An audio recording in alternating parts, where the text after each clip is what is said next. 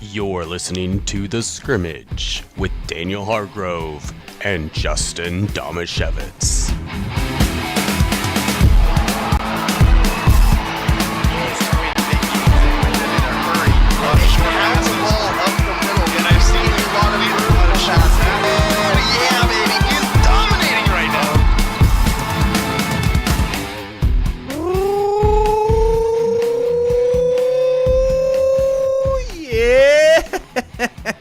Sunday.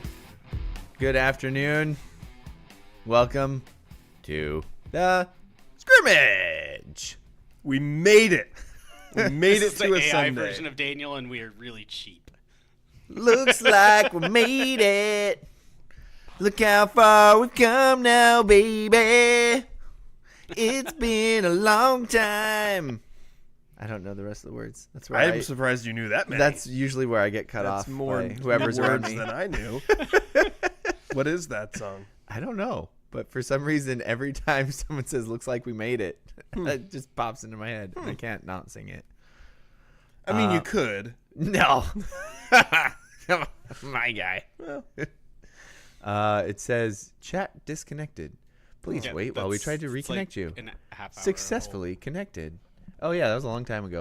old. Daniel, try not to read the things in the chat window out loud. Challenge. Yeah, Failed. no, failed. just read whatever's on the teleprompter. Exactly. If something pops up on that chat, I will read it. No, don't shoot. I shouldn't have sent. No, you Hopefully shouldn't have Francis isn't here. said- Yeah.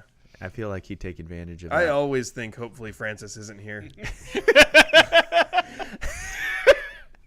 I'm Daniel Hargrove. I'm Justin Domashevitz, trusty producer Andrew Gross here with us as well. Our sponsors are Spivey Realty Group and the law office of Jeffrey A. Domashevitz. We had a great show today. we Lots of do. local sports. Daniel was Tons. at an Aberdeen boys basketball game. Yes. I was at a Monty boys basketball game. We're going to talk about both of those, Yep. as well as just a very robust local sports roundup. It's a lot of Robust. basketball, a little bit of wrestling, and a little bit of lingering football, believe it or not. Lingering Yeah. football? Yeah. In the local sports? Yeah. Interesting. So let's round these sports up locally. There's a puppy on me. Hi, puppy. Now there's a puppy on you. And there's a big dogs. Montesano's boys basketball team picked up 3 wins last week, starting with a 57-40 home win against Raymond South Bend. Mason Fry led the Bulldogs with 17 points and pulled down 9 rebounds. Chris Quintana led the Ravens with 12 points. On Wednesday, Monty beat Hoquiam at home 54-45. Tarek Gunter led all scorers with 21 points, including 5 threes. Fry added 13 points, 8 boards, and 4 assists. And Caden Grubb recorded 11 points and 7 rebounds. Lincoln Only Niemi, 7? Yeah. Come on, It's Caden. a weekday. Lincoln Niemi led the Grizzlies with 18 points, and Riker Maxfield added 11. Monty capped its week with a 54-35 win at Rochester on Friday. Fry and Gunter scored 14 and 13 points respectively, and Grubb pulled down a team-high 10 boards to go along with 8 points. Raymond South Bend notched its first league win of the season at home against North Beach on Thursday, 55-26. Wow, it's crazy that Raymond and South Bend is still playing in the league. It also has North Beach by itself in it. Interesting. Quintana led the Ravens with 17 points and 4 steals, while Aaron Somero pulled down a team-best 11 boards. Dakota Russell led the Hyaks with 6 points. Raymond South Bend capped its week with a 79-67 loss at Onalaska on Saturday. Chris Banked. So it's supposed to be Banker. Chris Banker, Sorry. there we go. Chris, the banked banker, led the Ravens with 17 points, all with bank shots, while Quintana, that's not true, and Carson Ritterbusch added 12 points and 11 points, respectively. Hoquiam lost 57-41 at Tenino on Friday. Niemi led the Grizzlies with 21 points and 6 assists. Maxfield, Joey Bozich, and Tage Dayton scored 6 apiece. Hoquiam will host Elma on Wednesday in a pivotal league matchup. Elma's boys basketball team opened the week with a 57-49 home win over Aberdeen on Monday. Elma senior Trayden Carter led all scorers with 17 points, and fellow Eagle Isaac McGaffey recorded a double-double with 15 points and 10 boards.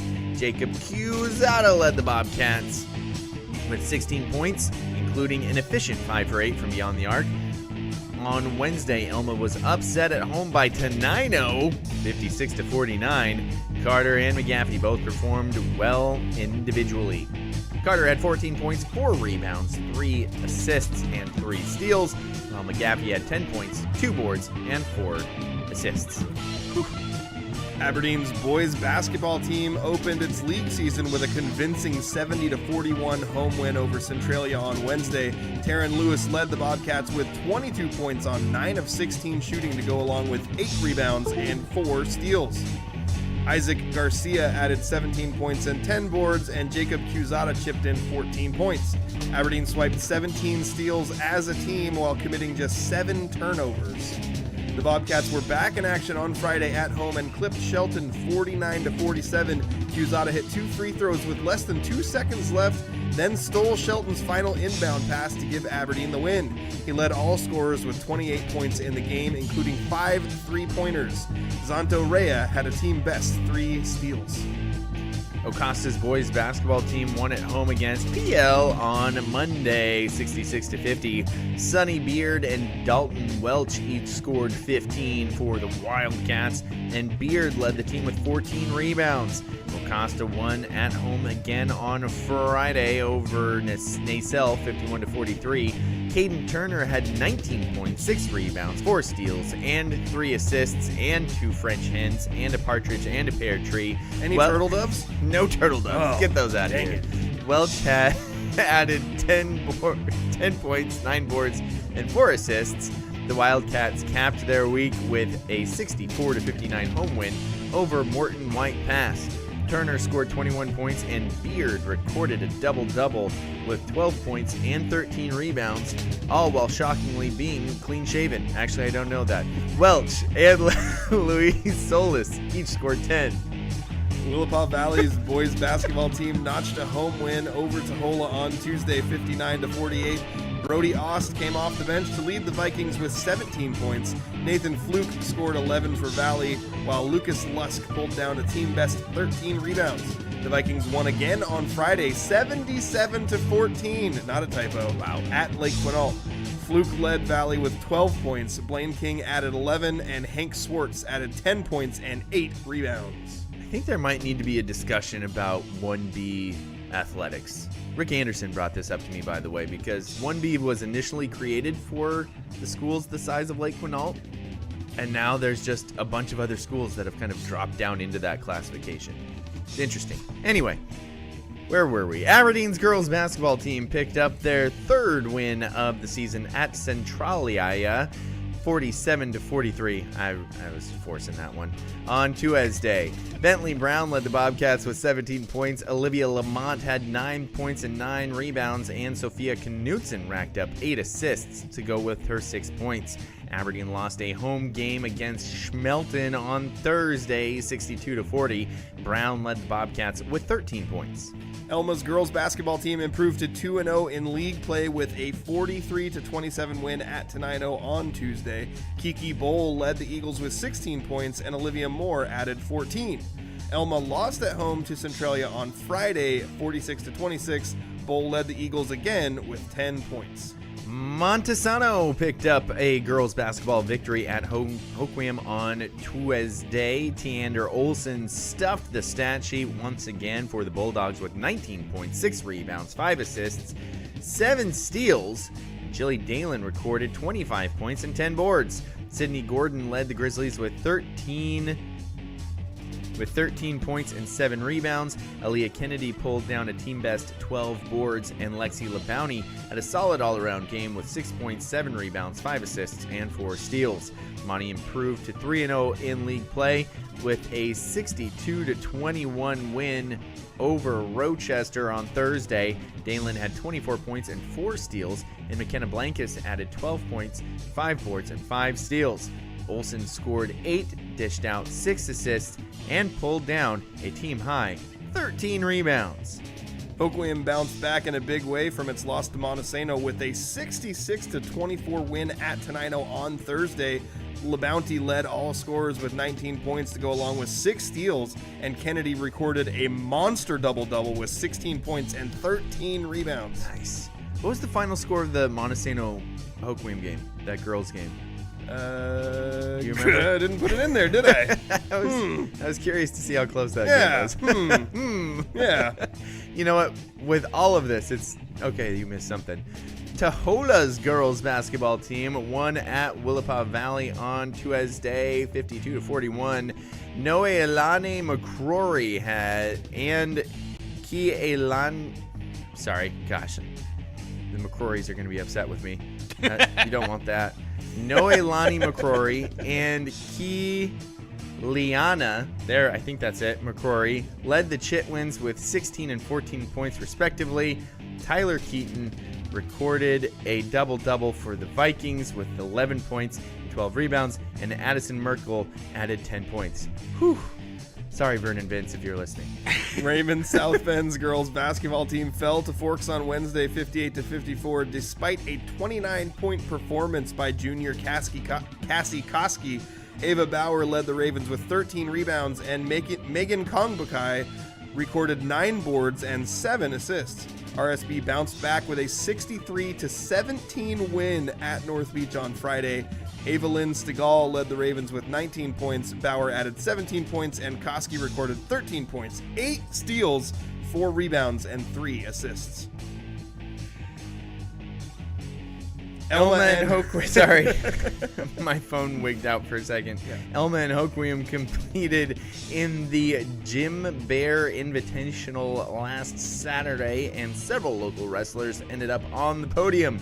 Elma placed second of 18 teams, led by first place finishes from Xavier Mendoza in the 120 weight class, Aiden Johnson at 126, and Blaze Salazar at 144. Hoquiam finished 10th as a team with weight class titles from Kingston Case at 150 and Oliver Bryson at 190.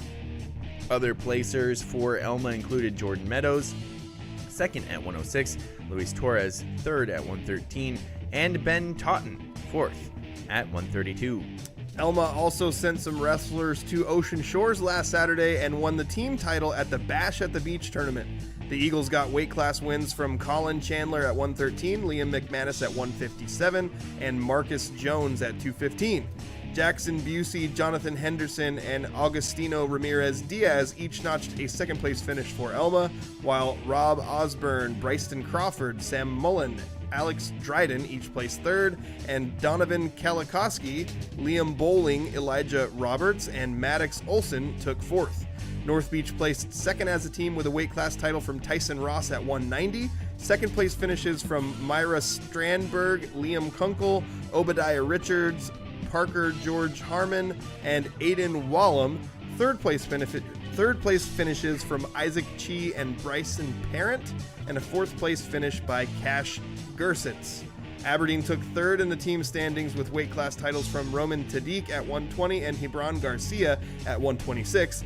Alex Carlson and Mark Avila picked up third place finishes for the Bobcats, and Alex Mendoza placed fourth. Ocasta's Ronan Rutzer won the 150-pound class, while Logan Rutzer took the 138 class. Torrance Bonina and Kemper Westrick also placed for the Wildcats second and fourth respectively.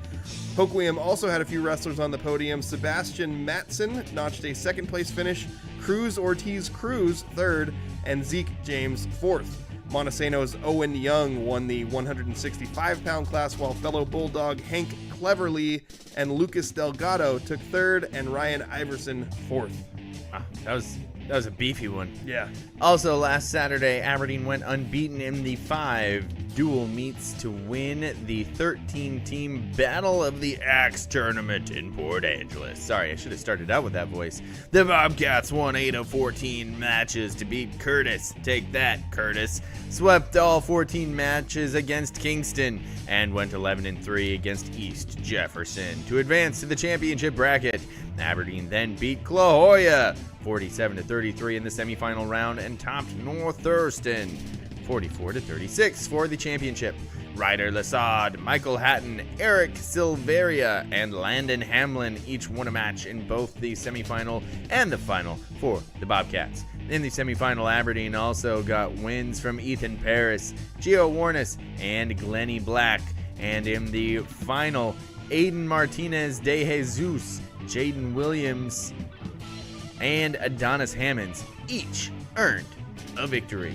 Aberdeen took second place as a team at the Ron Bays Alumni Invitational in Hoquiam on Saturday. See, way less cool than Battle of the Axe. Hoquiam placed 4th, Acosta 7th, North Beach 9th, and Raymond South Bend 12th.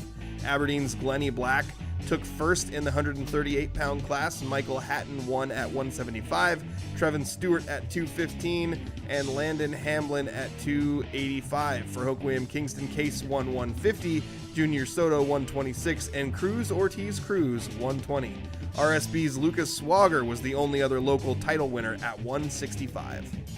3 Montesano football players were selected to the Washington State Football Coaches Association All-State Team. That's a mouthful. Team last week, all on the defensive side of the ball. Senior linebacker Marcus Hale, junior defensive back Zach Timmons, and junior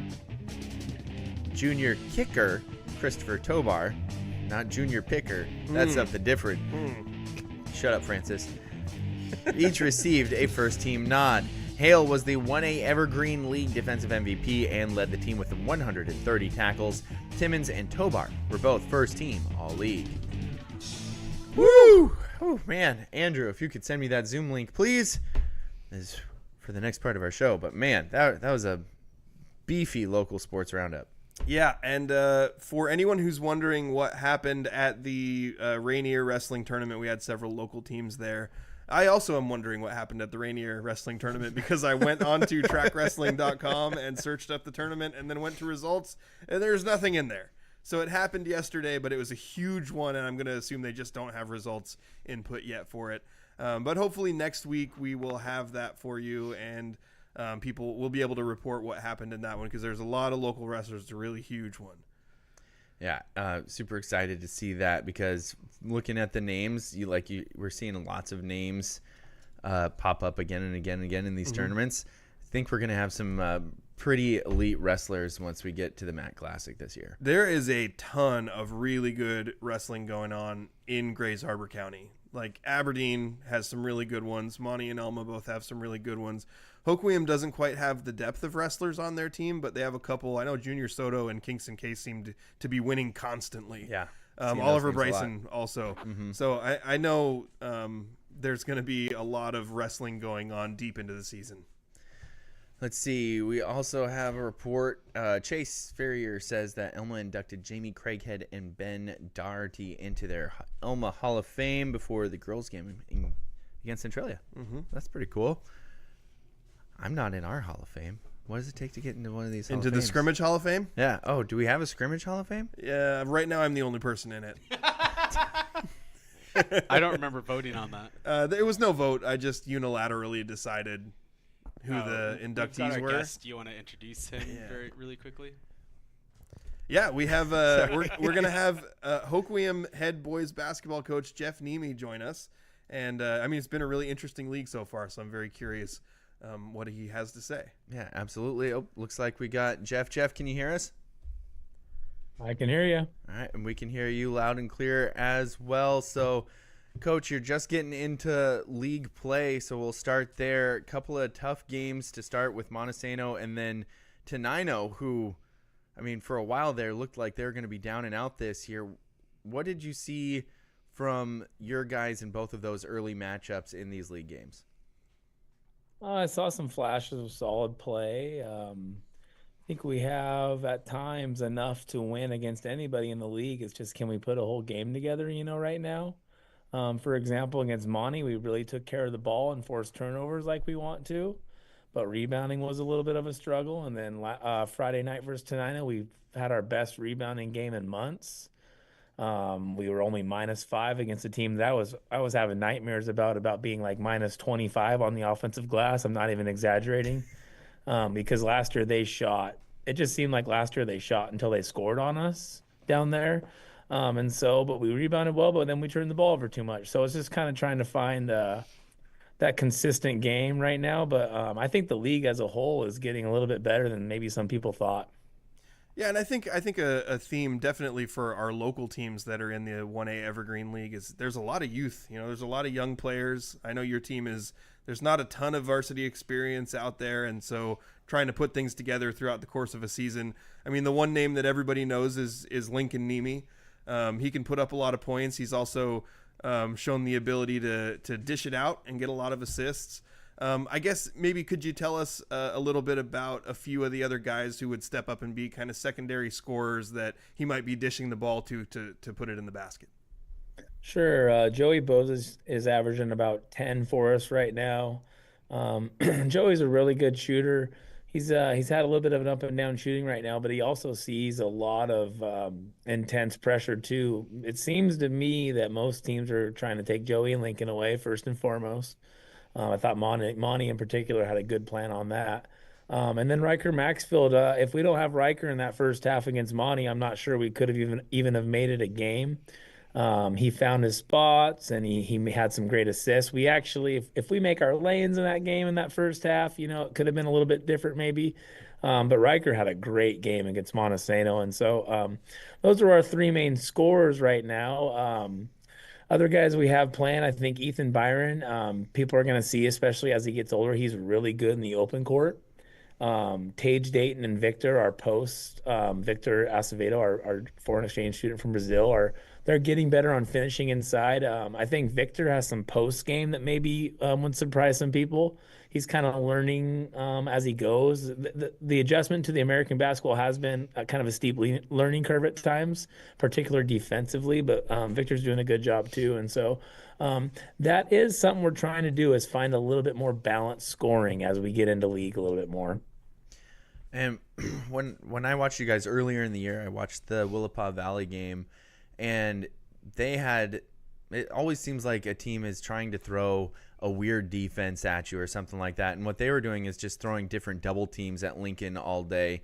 Have you seen a lot of specialty defenses, or have teams been just saying like, hey, this is your assignment all day, and they kind of put the best defender on him? We're seeing, particularly in preseason, we saw a lot of double teams when Lincoln got off to a pretty hot start. So, if someone gets 20 on you at halftime and no one else has 10, you might see some double teams. Chelan did that to us. Lake Roosevelt did that to us. That's a strategy we know we're going to see over the course of his career. He saw it as a freshman, so you imagine you're going to see it throughout the rest of your career. But the message to the other kids has to be, if we all just keep developing, you can't do that forever. And so we have some kids coming up that we're excited about. We're just playing a lot of freshmen and sophomores. So it's like right now it looks like it's the greatest strategy in the world. Maybe in a year or two that might not be the case, is what we're planning on. Yeah, I mean, and I know you're familiar with some of the lower class teams at Monty, because Lincoln even played with some of those guys in junior high. I'm really personally kind of excited to see, like, by the time, Monty's core and by the time your core of players gets up and gets older, what the league's going to turn into down the road. But, like, as far as just this year's team goes, like, what are the main what's the focus that is it like, hey, we're going to be better at rebounding, like we're going to play really fast? Like, what is this group of guys that's here right now? What's the main emphasis you're putting on them? We got to survive on the offensive glass, and we have to push the ball and get try to speed up the game. We're pretty much, we are smaller than everyone, at least in the league, if not the district. We know that going in. And so, like I was saying, if we can put that rebounding together with a little bit more of an up-tempo game, that's what we're shooting for. And that's what I would say to hopefully look for. If we're going to have more success than we've started out with in league, we're going to have to push the pace, continue to improve in rebounding, and, hopefully eventually make some shots too. That'd be great.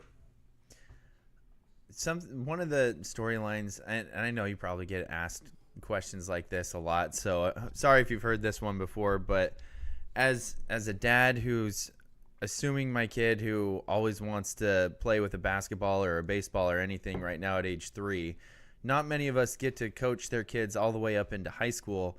But I guess what advice would you have for coaching your own son? Because I think we've all seen growing up in youth sports, kids, dads coaching their kids. Do you have any advice for going through it much farther than I think most people probably get the opportunity to?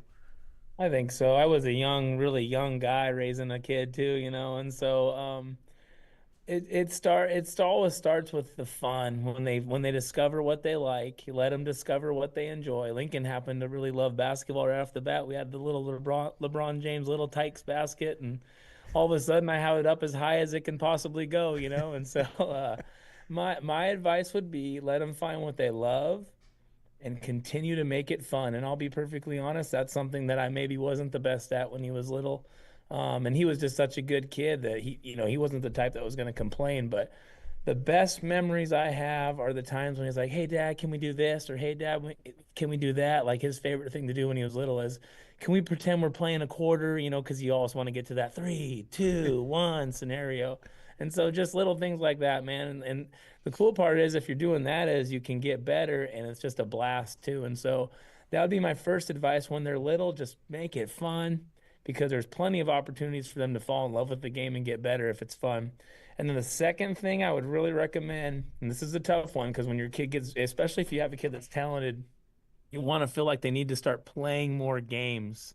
Lincoln started playing AAU in 4th grade. He was actually asked to play for Team Bradley out of Tacoma as a 6th grader and played very well on that team. And so anyway, I would have started him later in AAU basketball, and particularly in spring AAU basketball, because he's not playing AAU anymore. And maybe if we would have held off on that, maybe we could have felt a little bit more balanced. And so if that's anything, if that makes sense, I would say, like, hold off on that spring specialization AAU until they are maybe old enough to know, because maybe he would have stuck with baseball. Who knows? And so just keep them involved in everything, and anything that they like, give it a chance and support them.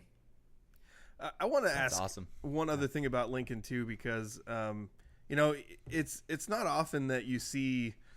I mean, it does happen every once in a while, but it's not often that you see freshmen, come into high school and get put in a varsity starring role right away. Lincoln as a freshman, all league player. We know he can put the ball in the hoop. He's been able to do that, ever since I've been seeing your posts on Facebook when he was just a little guy, going out and winning hoop shoot contests and stuff. We've known for a long time he can put the ball in the hoop. He comes out this year. He's got a new fresh cut. His body's matured a little bit. I guess I'm curious what your thoughts are on, like, his stellar freshman year for Lincoln. What are the areas that he's improved from last year to this year? Defense and rebounding. He's averaging over 6 rebounds a game. I think he averaged 3 last year. He's actually leading our team in rebounding, believe it or not. 6.5 leads us right now. So again, it's a work in progress. So defense and rebounding, he's actually been a key to our press. He had a 7 steal game against Raymond. I mean, we weren't going to see that last year. So he spent a lot of time in the weight room. I think playing football really helped. And I think he had some great success there too. And so, really defense, rebounding, and he's starting to, his turnovers are cutting back too. He's almost even assists and turnovers right now, which was a big goal he set. He would like to get more, of course, assists and turnovers, but right now he's right looking at even. So, kind of an all-around game. He's kind of becoming more than just a shooter. You got Elma coming up next, I believe. I'm sure you've started turning your attention to them, big league game. What do you see from Elma when you look to the tape to try and combat what they're doing this year? Well, Traden Carter's played 155 varsity basketball games. Traden's a great, tough player, and I just enjoyed coaching him when he was little. And man, Isaac McGaffey too, another kid that I really enjoyed working with when he was little. Isaac has just grown up. I mean, gosh, I knew someday he was going to be dunking. I didn't know it was going to be this soon. It's super fun to watch those guys play because I've watched them grow up. And then Theo too, just 3 great kids that I would point to say, hey, they put in the time. There's a reason why they're good as seniors. They put in the time as 10, 11, 12-year-old kids and kept at it.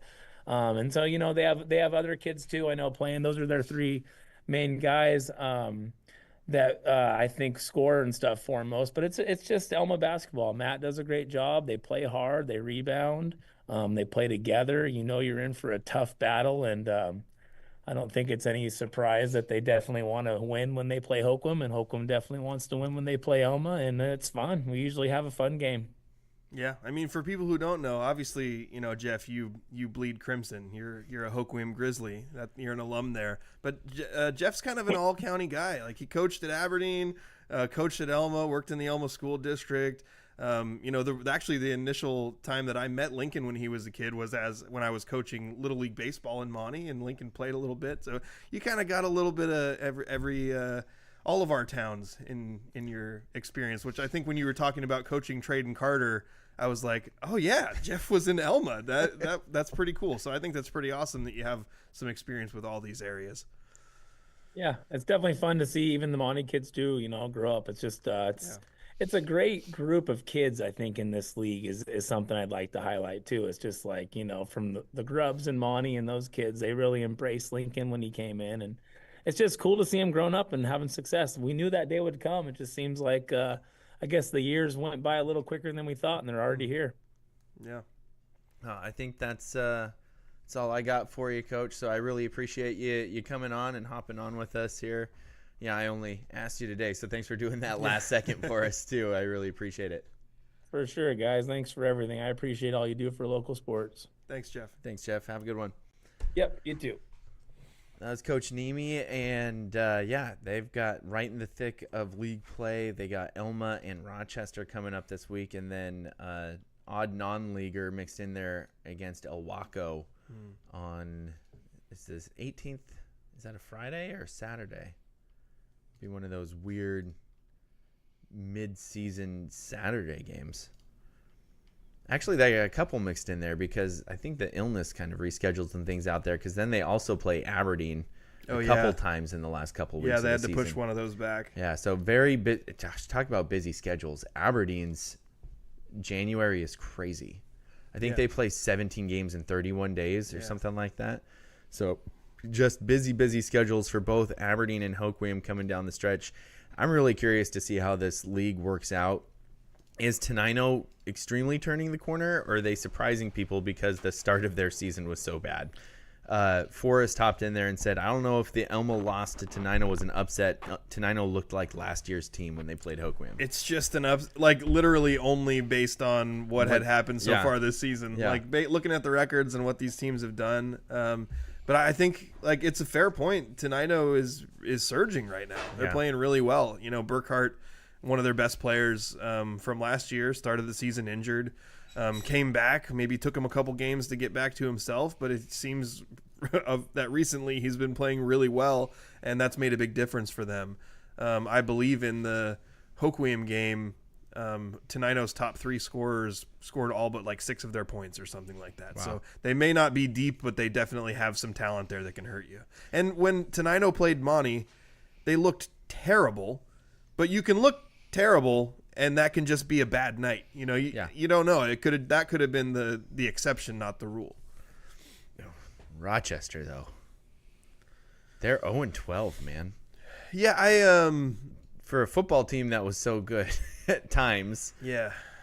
Basketball, not their sport, apparently. I only recognize, I don't know how many of those, from the game that we broadcasted, I only recognized one name from the football team. Gotcha. But there could have been a lot more players that play that just weren't on my radar because they're not a skill position player. I don't know. Gotcha. But yeah, Tristan Nelson plays basketball. He's the only one I remember from the football. I remember, yeah, he was kind of their fullback type kid. Yeah, pretty good. Yeah. I was a little surprised. It's not often that you see an 0-12 basketball team. I did get that Monty Hoquiam girls score if you want it. Oh, yeah. It was 51-38. Okay. Yeah. Gotcha. So not close, but fairly competitive. And from what Monty has done to the league over the last 5 years, pretty darn good. Yeah. Yeah, so Let's see. Any other? Let me get back to the I thought show sheet. we do have a goals update, but should we do a commercial break and then come back and do that on the other side? Yeah. Okay. I'm with you on that. All right, well, then we have a goals update. Daniel and I will talk a little bit about the basketball games that we watched this week, and then we'll run through the list of nominees for Spivey Athlete of the Week and select one.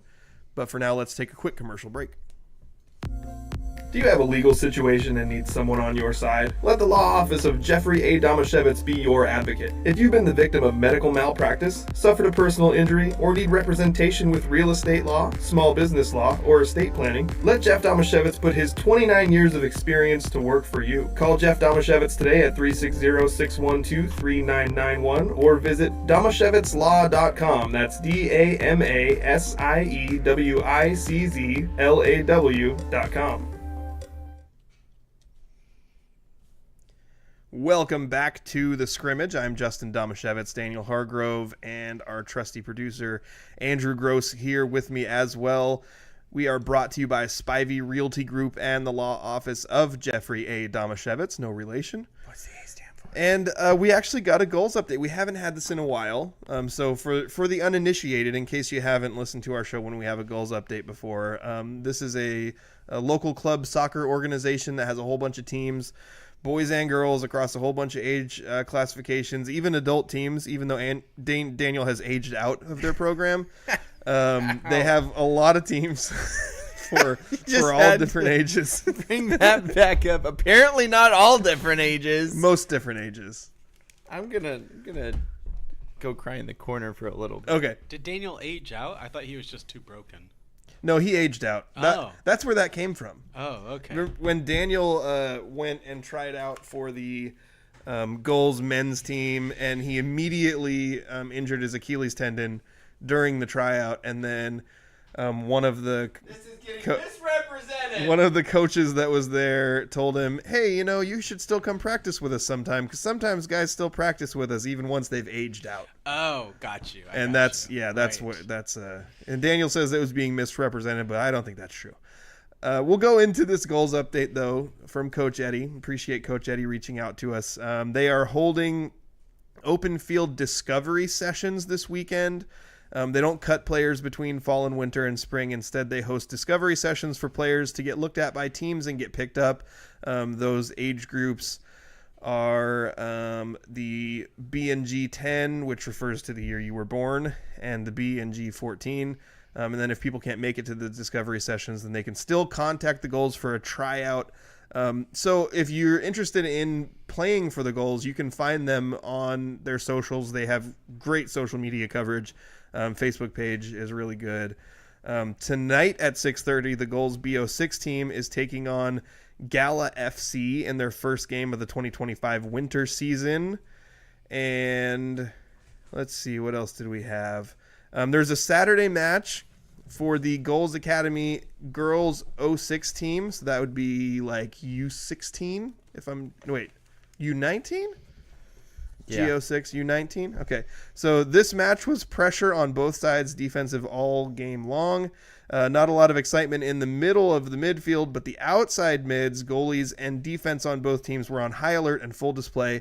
Both teams had many chances to score, including a couple of runs by Ember Jones, using her speed down the lines to center a couple of crosses to Jalen Butterfield and Jemima Perez. But the FME goalkeeper was quick to get the ball first. Scotland Lecomte, these are all names that play for our local high school teams. Yes. Or played. I don't know. Scotland Lecomte had a great chance late in the first half, but the crossbar would not be her friend today. The game was back and forth with both defenses on full display, causing disruption and chaos and blocking multiple shot attempts. Then flashback to 2022 when Scotland Lecomte, with only 9 players, would take the ball and fly through the defense to help draw a game 4-4, which led to winning the league title in the long run by 1 point.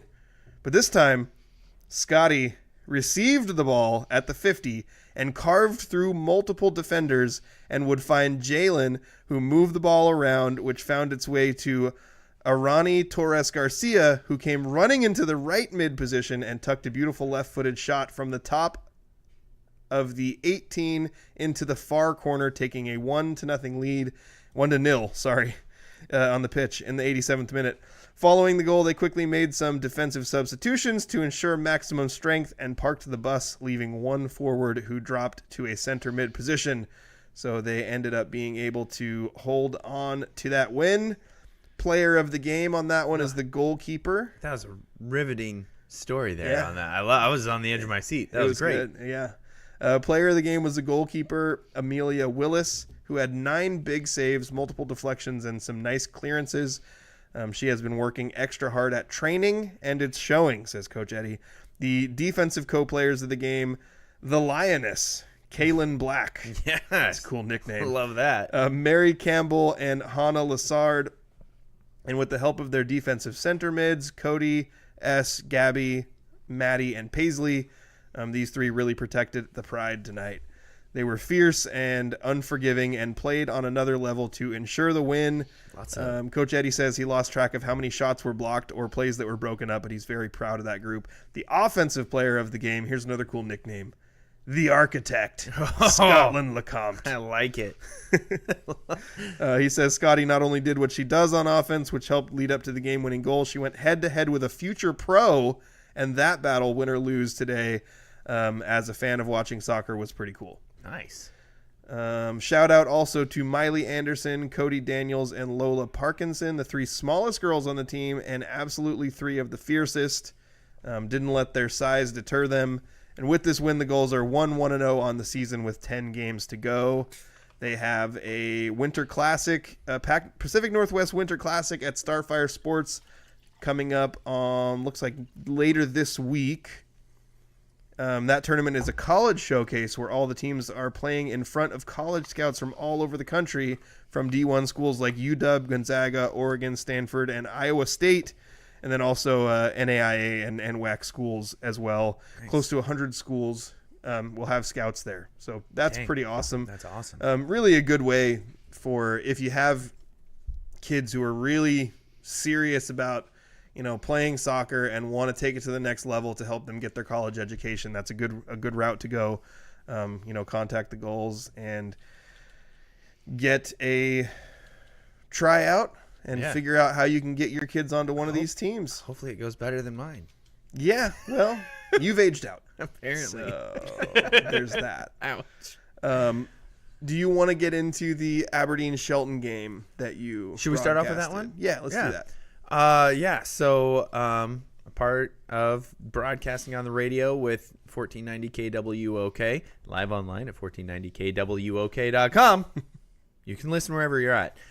Check out these games. Wherever you are. Support your radio station. Don't end your sentence with a preposition at. Sorry. Wherever you are at. Ah! There you go. That sounded it's weird. The same thing. Wait, just don't say at. Just say wherever you are. Wherever you are. Oh, is that what I said? You said wherever you're at. But then I can't use the contraction. I really that do. Sound weird. Wherever you're. Wherever you're. Dude, I'm gonna start saying that. Does it sound weird to say you can listen to it wherever you are? For some reason, it kind of does. Why though? I don't think it sounds weird at all. Wherever you are. That's the way I would always say it. Come as you are. Sorry, I've sung too much. For whatever reason, this is a total sidetrack, but where's that at? Like, that's one of my biggest pet peeves in the world. Where's that at? Where's that at? The at is completely unnecessary. It's not even just that you're ending a sentence with a preposition, which you shouldn't do. True. It's that it's completely unnecessary word. Yeah, that's a good point. Where is that? So you want everything like as efficient as possible. No, I want it's fun to say, where's that? No, but see, the thing is, like, where's that at? Where's that at? It's fun to say. And where's where that is that? It takes the exact same amount of syllables to say. Where's that at? I don't Where is actually that? want to get locked into the Where's opposing that? Justin on this. But Yeah, no, neither do I. You just say, where is that? Where's that? Yeah. Where's that? Yeah. You can use a contraction. No, Where's you that? can just say where. Where? You can listen to it Where? wherever you are. AP Style Guide says don't include words that you don't need. This is not well, that's true. This is not a stylistic thing. It's just a grammar thing.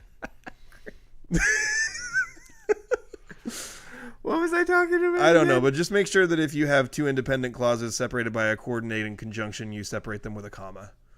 Geta. Duh. Don't split any infinitives either. To boldly I'm go. gonna get you. Anyway, I was at another game. Aberdeen was taking on Shelton. I gotta say, I am on a heater this year, by the way, for the games that we are covering being close games.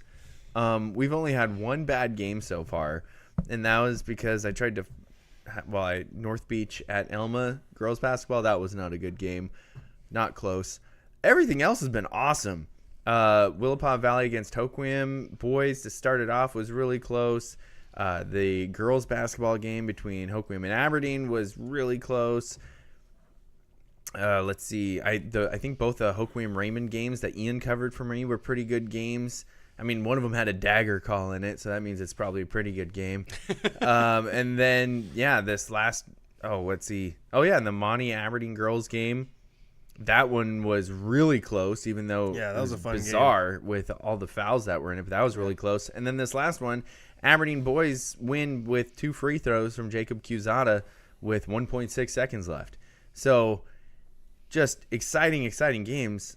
Yeah. And I'm hoping that Elma at Hoquiam boys on Wednesday, is that Wednesday? Keeps that rolling. I think it is, yeah. Yeah, that should be a fun one. That final sequence in that Aberdeen game was interesting, too, because they didn't wild. have the ball. No. It was like 12 seconds or so, and Shelton had the ball, inbounded it, got it. It was on the baseline, and I think it was a rebound or a loose ball. I can't remember, but it ended up on the baseline, and Cusada picked it up and got fouled. Yeah. So He got fouled 100 feet away from the basket. Exactly. It went from being like it's a tie game and Shelton has a chance to win with a score to all of a sudden Aberdeen is shooting free throws basically for the win with a second left. It looked like Aberdeen was going to try and scramble to keep it in overtime, keep it tied, keep it to go to overtime. And then all of a sudden, I think it was Bubba Jones might have forced the turnover there or was diving after a ball.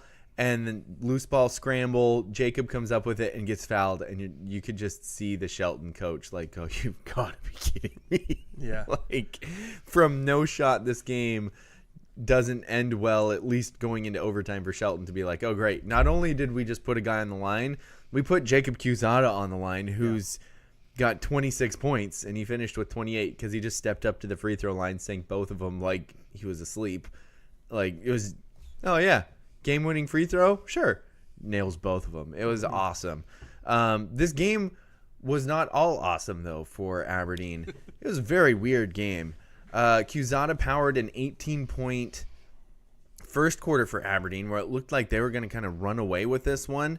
They were firing on all cylinders. Cusada had 11 points on 3 threes in that first quarter. And then the second quarter just hit an absolute doldrum. Like, that pause was just to make it awkward. That's how awkward it was not seeing the ball go in the hoop for almost an entire quarter. Oh, I thought you pulled like a Mitch McConnell, like freezing up on. It started out that way, and then I just kept it. Okay. To try and make it look like it was on purpose. But it was just a scoring drought that was crazy for the talent that Aberdeen has, especially scoring the ball. The fact that they didn't get their first bucket, their only bucket of the second quarter was with 25 seconds left when Cusada hit a 3 was crazy. And then it took them a long time to score in the third quarter as well. So they were outscored 16-3 in that third quarter. Let's see. Shelton at one point went on a 16-0 run during that period. And then in the third quarter, it was kind of more of the same. They kind of picked it up towards the end. Isaac Garcia kind of turned it on at the end of the third quarter. And then all of a sudden it was like, oh, now we remember how to score. And they put up 19 points in the third quarter. And their defense throughout all of that, their defense kept them into it. Shelton has a big dude in Mason Guard. I mean, he is not only, I think, 6'4"-ish. He's probably around 6'4", but also he's got to be like 250. Like, he's a big, beefy kid, smooth around the basket, hard to move. And Aberdeen, I mean, Luke Martin and Taryn Lewis are their tallest players, I think. And if you know Luke, he's not a big, like, offensive lineman type kid. And Taryn's not a big kid. They were doing everything they could short of just wrapping him up to try and keep him out of the paint. but he was so much bigger than him that there wasn't really anything they can do. Sometimes you can see shorter players play effective defense on taller players in the paint because you can get low, move them out of the paint a little bit. But they were like squatting, like putting their forearms into him, trying to do anything, and he was just that much bigger that there wasn't anything they could do. And so double teams, triple teams, and that's where the guard intensity of this defense was crazy. Like Xanto Rea right off the top, like constantly covering the point guard, 3/4 court, all the way up and down the floor, never picking up fouls doing that, never making a stupid decision, poking the ball away, pestering it. Every entry pass was covered and pressured by Riker Scott, by Isaac Garcia, Jacob Cusada doing some damage in there too defensively. Off the bench comes, it was Bubba Jones, I call him Bubba, but program he's Floyd, but he's Bubba Jones. He played great defense off the bench, as did Justin Howard, played great defense off the bench. Luke came off the bench and played good defense. It was like everybody completely bought in to making every pass hard, every dribble hard. Everything was hard for Shelton. And that's what kept him in the game through probably the worst scoring drought they'll have this whole year. But because of that defense, it was awesome. And we got a Athlete of the Week nomination for Xanto this week because of his defense. And I think part of the things when you look at stats for a defensive player, you don't always see like defensive stoppers get a ton of stats, even steals, because so much of the time you're working so hard to just shut down the best player from scoring. You don't really have the opportunity to take the risks necessary to come up with a steal unless you're playing a lesser opponent. And he did that in spots because the point guard that he was covering by far wasn't like an electric scorer. But the way that he then came up with steals, even though that kid still did a pretty good job taking care of the ball, what he did in this game was beautiful. He knew that guy wasn't the best scorer. And so he came from across the court on the wing, I think 2 or 3 times, and knifed all the way in front of where he knew an entry pass was going to be going to the big post player, and stole the ball away. Like the guy entering the ball in from the opposite wing had no idea he was anywhere around because he shouldn't have been there, but he was like, hey, I know where this play's going. And he anticipated it, ran down and got a steal. And he did that multiple times. And I was just like, wow, this kid is just an absolute blast to watch on defense. So I know that, Cusada's 28 points. It's hard not to just gush over that because it's 28 of 49 points. And he did it at the beginning, and then he came through with 12 points in the fourth quarter for his team when they needed it and when they made that comeback to get the win. But the overall defense, I think, is what kept them in this game, and that, to me, led by what Xanto was doing just all over the floor. I think that's probably like the ultimate strength of this Aberdeen team is they can just cycle in and throw a bunch of fresh guards at you all the time. Who are all athletic. Exactly. And so like what you were saying was, they're just making everything difficult. Yeah. That's what this team's going to look like when they're playing at their best. Like they're creating chaos all over the place. They're pressuring the ball and then trying to force the guy with the ball to make a mistake, force a turnover. Yeah. I think that's probably, wish they could have gotten to that a little earlier in the game. But I'm a little surprised, honestly, that Jacob was the only one who could score because it was weird. Yeah. It is not a team of guys who can't shoot. I watched Riker Scott, really good jumper. Yep. Isaac Garcia definitely can score the ball. Xanto's had some good scoring games. Yep. He's good at slashing to the basket and can shoot a little bit too. So it's not like there's Terrence nobody put up 22 at exactly. one point. Just earlier this week. So it's not like there's nobody else on this team that can score. So like when you're talking about the second quarter, total drought, it was and bizarre. It was kind of a weird game for them. Yeah. Where because Shelton's not very good by record. So like trying to say that nice, and then you just said it. I looked at this and I was like, man, I really felt like Aberdeen should have won by more, but it seems like they just didn't play well for a few quarters and then figured it out. And once they started playing the way that they should play, they kind of took over the game. Yeah, I think so. Let's see. Got a couple of comments. Well, somebody's going way too early baseball here. Rye Guy the Fire Guy asking about baseball. Chase says Tenino or Monty are probably the better. Well, no grubs allowed for a reason, and baseball's the main reason. Grammar Police. Yes, Justin has always been the Grammar Police. Mike and Angela, not sure if that's Mike or Angela, but they say Grammar Nerds Unite. And then Nick hopping in. Hey, been a while, Nick. Is the NFL game not very good? Is that why we're getting some Nick viewership here? It might be over. Is it over? There's another one that just started. It just started. Okay. But Nick says R.A. Long at Monty tomorrow. Justin, I'm assuming you'll be there. Is Nick going to be there too? I don't think so. It's at Monty, so I kind of doubt it. Gotcha. But will you be there? Are you going to stay for the varsity game? If I can get off work on time. Gotcha. It's hard to get off work on time these days. Lame. But yeah, I'm hoping to be Work's there. Lame. I'm R.A. Long's good. So Yeah. Monty's on a streak. They've won 6 in a row. So I don't know. I don't know how to feel about it. They're playing really well right now. Yeah. But the last time I watched R.A. Long play against Monty was very early season. My Nick son's says R.A. Long minus 33. Hashtag don't bet on high school sports. yeah. I think you know what? I'll take Monty to cover that spread. Yeah. Wow. Yeah. Wow. I'll take him to cover that. Minus 33? That's easy money. Yeah, I think 33 is a big number. That's a good. I mean, R.A. Long's good. Yeah. I think they're a really good team. And Are they as good as the Monarchs? Who's the best team in Longview? Sorry, every Nick time would I say know, Monarchs. yeah. Nick would know. I'm curious because the Monarchs, for those of you who don't know, is Mark Morris. yeah. Let's see. Yes, we. Gotcha. Ouch. He said R.A. Long is going to beat Monty badly. But he also thought Seton Catholic had a chance. Sorry. I'm sorry. Yeah. And Anacortes. Wow, he says they would beat Seton Catholic, which in basketball, No, Seton Catholic Chase- is really Chase good. says they did. They did beat Seton Catholic. Ooh, Yeah.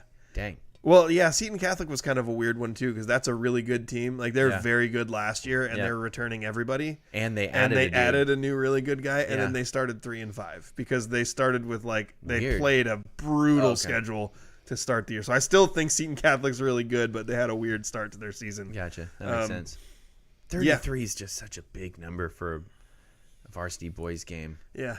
And not just any varsity boys game, but I know that Monty's competent at handling the ball. Like they might not have scores that can compete with like a big time school, but generally you keep it closer than that if you can just play decent defense and not hand the ball over all the time, right? I'll put it this way: I'm not confident enough to predict a win, No. but I'm confident enough to say that I think they should look competitive. Yeah. R.A. Long and Mark Morris beat Aberdeen by 35. Yeah, Yeah. I can see that. Yeah. Yeah. I still stand by what I said. That's two really good basketball programs. I mean, Yes. they've been really good lately. So Yeah. And Mark Morris for a long time. Well, before Mark that. Morris for like forever. Yeah. So anyway. Anyway. You have more Aberdeen? You want to talk about? Not from that game, like it was such a weird offensive game. I think I highlighted the players who came in. I thought Jaden Gladson, I think I heard Coach Brooks say that he might have been dealing with a foot injury. So that might have been why he didn't play as much as I thought it was, because he came in for a possession and really bodied up that big dude for Shelton pretty well. And then just came right back out. Maybe he was hurting. So I'm assuming he was hurting a bit there, but Well, I'll shift into Monty Boys. They had a really good week. Won 3 games this week. Started beating Raymond South Bend, then they beat Hoquiam, and then they beat Rochester. So picked up 2 league wins. They're 3-0 in league play right now, but they still haven't played Elma yet. So that's going to be a big one. The Friday game is the one that I attended, and I think they could have won by more. sorry, Chase said you should look at the Rochester Mark Morris score. Yeah. 75-26. I think that going into the fourth quarter, Rochester had 21 points. Like, this wasn't a close game by any means at any point, the Monty Rochester game, but one of the things I love about what Coach Galloway has done for Monty. Yeah. Did you see a score that made you want to vomit? Yeah, it was the Mark Morris Rochester score. What is it? It was 75-26. Oh boy. Yeah. That's rough. Anyway, sorry. I'm sorry. Rochester's winless. Yeah. So rad. Yeah. One of the things that I love about what Coach Galloway's done for Monty this year is like he's got freshmen, sophomores. Like they're carrying a lot of kids, and some of them are very young. He's playing everybody. Nice. Like, it's not like you have 3 guys on the end of the bench who don't get in the game unless it's garbage time. Like, everybody plays every game in some kind of meaningful minutes at some point. And he was playing the younger guys a lot early in this one. And there was a point when Monty was up by probably 25 or 30 or so in the third quarter where he went. There's a couple times where he went full line change. One was in the first half. Dang. And then in the third quarter, he went full line change. It might have been start of fourth, but it was in that like late third, early fourth. Full line change, all subs in. You don't see that often. Rochester started pressing, and they were really struggling. Monty was really struggling to break the press. And they got a couple of turnovers. Rochester got a couple of baskets. Galloway calls a timeout, and I thought, all right, he's going to go put Tarek back in or Mason back in or, somebody who is going to control the press a little better. And he didn't. He huddled the kids up. He gave them instruction, you guys need to do this, you guys need to do this. And he sent the same exact group back out on the floor and was like, no, we got a little breathing room here. Yeah. You guys are going to work this out. Like, you're going to work it out in real time. I'm going to give you the experience of working out breaking a press. I love that. And it didn't go amazingly, Yeah. but it did go better. Like, as they went on with Right. it, they got better at it. Right. So I liked that. But, if you wanted to go just like full throttle, pedal to the metal, foot on the gas, this probably would have been like a 35, 40-point game. Yeah. But I kind of thought Monty didn't really play well. Right. And then still ended up winning by 19. Yeah. You know how you break a press? You just dribble right through. Well, I was going to say you just give the ball to Evan Newton. Yeah. I mean, that's a throwback. Sorry, that's a long time ago Yeah, now. But that's ultimate press break stuff right there, though. just give it to him. Yeah, Tarek's pretty good at that. Yeah. Yeah, he's pretty good at splitting. Some kids have a knack Splitting the for it, traps, man. You get that first step, and then you're just going. Yeah. I realized this week how much better basketball is to watch when there's at least some pressing going on. Yeah, Agreed, so yeah. much more fun to watch when there's defense happening. Yeah, I the whole agree. way. 100%. It's fun when there's defense happening. That's so true. But yeah, I think it's just been seeing how well Mason Fry has been coming on for Monty the last couple weeks. He's just been really good. And then Tarek, I've been telling you for months, if not like the last couple years, that like, hey, I watch this kid play. I know he can shoot. Right. But then it wasn't translating into the games. And now all of a sudden Tarek's shots are just falling. And he's become confident. Like, he steps into those jumpers with a purpose, and he's knocking them down. And being able to see the ball go through the hoop has given him more confidence to shoot more. Yep. And so his jumper is really coming into form. So the 1-2 punch there, scoring-wise, of Mason Fry and Tarek Gunter has been great for Monty. And then Caden Grubb, I've known was a really good athlete. He's tall. He's probably like 6'2", 6'3". Yeah. Kid jumps out of the gym, which is something I didn't really realize until I watched him play this year. There's a reason that he's getting like 10 to 15 rebounds most games. It's because he's tall. He's good at he's physical, and he's good at figuring out where the ball's going to bounce, and he just jumps higher than everybody else. So there's a lot of players to highlight, and we'll have lots of chances to do that over the course of the year too. But for now, those are kind of the 3 main guys I was looking at. Yeah. Gosh, we got lots of basketball that we had because we talked to Niemi. Yeah. You were at the Monty game. Yeah. I was at the Aberdeen game. Yeah.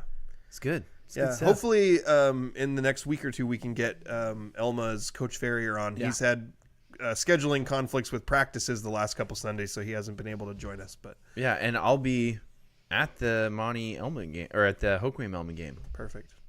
So it'll be exciting to see. Yeah. Nick says early line for their Civil War, which is Mark Morris versus Ari Long. Yeah. Ours is the East County Civil War that we have up here, Montesano and Elma. But their Civil War down there is Ari Long -3.5. Hashtag don't bet on high school sports. Interesting. Yeah, so he thinks Ari Long's better than Mark Morris. Wow. Wow. Better than the Monarch. And if Mike and Angela's still on, that has to make Mike a little bit sad, because earlier this year I hopped on one of Nick's broadcasts and Mark Morris just absolutely decimated Kelso. Oh, yeah. And it was not good.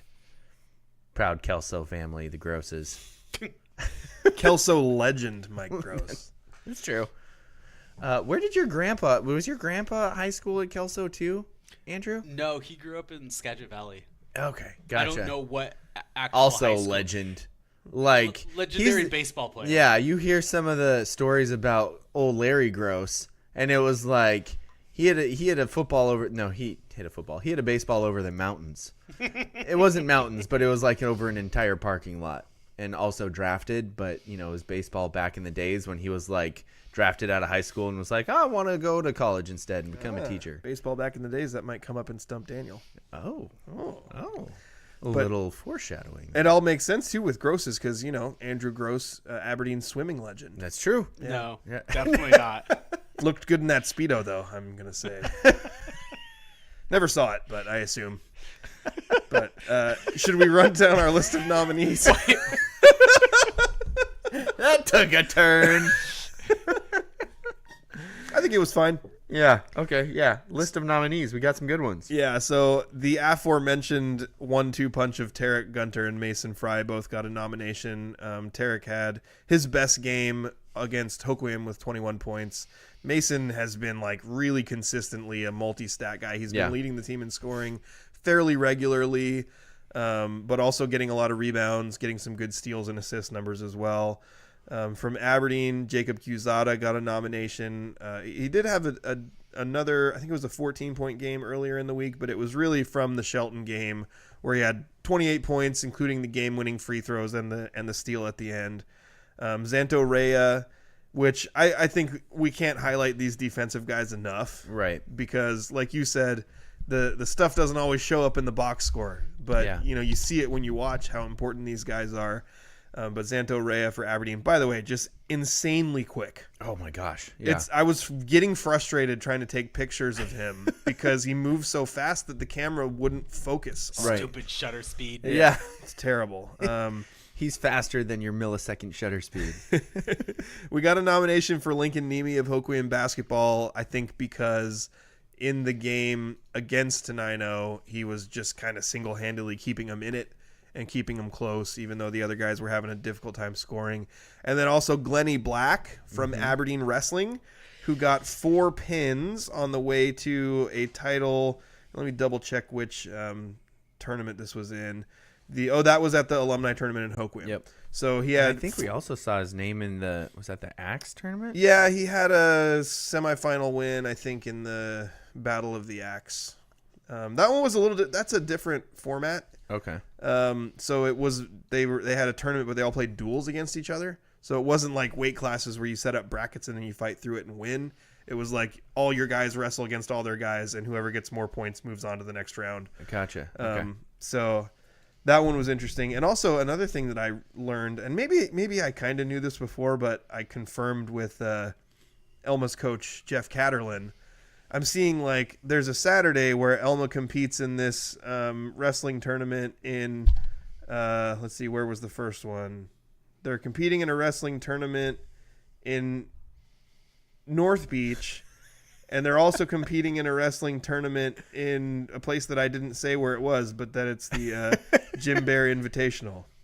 Right. But they're in 2 different places. Right. So how does that work? So some of these bigger Magnets. tournaments only allow you a certain number of entrants. Oh, okay. So they would take like their main, it's like a varsity JV kind of, Okay. like you take your main guys and you go to the big one, and then they, you send your JV guys to the North Beach one. So I thought that made it extra crazy to me that they competed so well at that, because they placed second at that, Elma placed second at that big one. Yeah.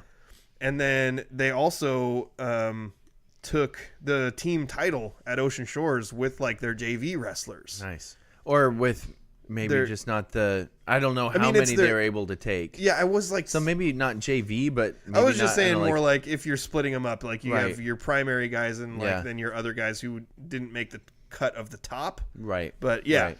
so they were successful at both places. And Nice. I think, you had said earlier, there's just a lot of good wrestling going on. Yeah. There's so much good wrestling going on with like all 4 of our main schools. And I think we're going to be talking about that for quite a while.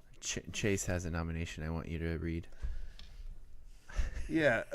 No, not gonna read it. So I sabotaged you there. yeah, Sabotage. you're good. Do we have any swimming this week? I didn't see any I swimming. don't Okay, no in it. swimming this believe week? So.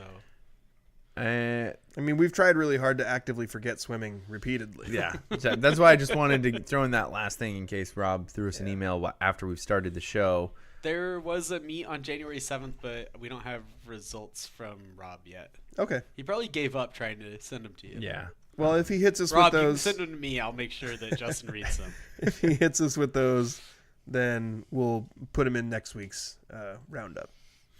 So Tarek Gunter, Mason Fry, Jacob Cusada, Zanto Rea, Lincoln Niemi, Glennie Black.